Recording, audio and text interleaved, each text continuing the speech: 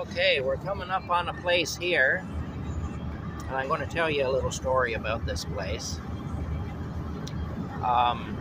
With all the fences and everything and all the buildings. I'll tell you all about it in a minute here. There it is. It's a big construction project there. They're expanding it for some reason, which is a bit of a concern. And I'll tell you why it's a concern in a minute. See all the cameras and all the buildings and the fence with the... Yeah, I'm going to explain to you what the deal with this place is.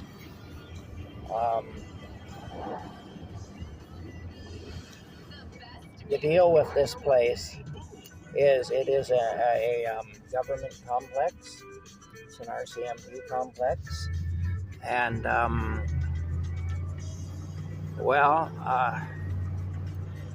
I'm going to put this as plainly as I can. People are tortured in those buildings. There's actual torture that takes place in that complex. And I'm going to tell you how I know. I'm not going to dox anybody. I'm not going to tell you the name or anything that could identify the person who told me. And the person who told me is a bad outfit, don't get me wrong. But I've got to figure they're all bad outfits in there, so not fair that one man should be doxxed, called out or whatever, when the rest aren't. But basically, I had a conversation with an individual. I'm going to turn down this radio here in a minute. I had a conversation with an individual. I'm going to pull over here and I'll tell you the story. There was an OPP sitting along this road, not too far from here. So I'm going to pull over here because he'll still be lurking around somewhere. Anyway, I'll tell you the story. I had a conversation with this person, and I only met the man once, and it was through another person, and I'm not going to give any details because I may end up identifying this person if I do that. But the man I had the conversation with is an RCMP officer, and he works in that complex, or at least he did at that time. This was a few years ago. So I'm not current as far as what he's doing. Like I say, I only met the man once, but I knew who he was. I knew he was an RCMP officer, and that he worked in that complex. And I like I say, I met him through another person. I'm not going to say any more than that about the connection, how I met him or whatever. But here's the thing. I had this conversation with him the day I met this man.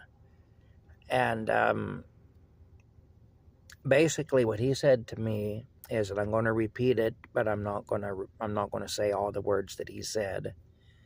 But basically what he said is, when we get one of those effing sand N-words in that room, he said, his ass, well, he said his black ass is mine. And I do whatever the F I want to do to him. That's what he said. So, they're expanding that place now, which kind of worries me, given the current climate in this country. But yeah, that place there, though, that's a place where torture occurs, where people, human beings, are abused in that place. Now, some of them, or maybe all of them, are bad human beings. That's possible. But even a bad human being is a human being,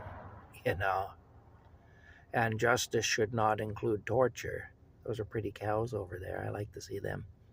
Anyway, the bottom line is, that's the bottom line anyway. That's a place where torture occurs. It's an RCMP complex. If you park on the side of the road there, they will come and boot you off there pretty quick. Like they don't fool around. If your car were to break down coming through there near to there, they'd be right on it in a hurry. You cannot stop there. And yeah, it's a high security unit there. It's a high security place. Um, anyway,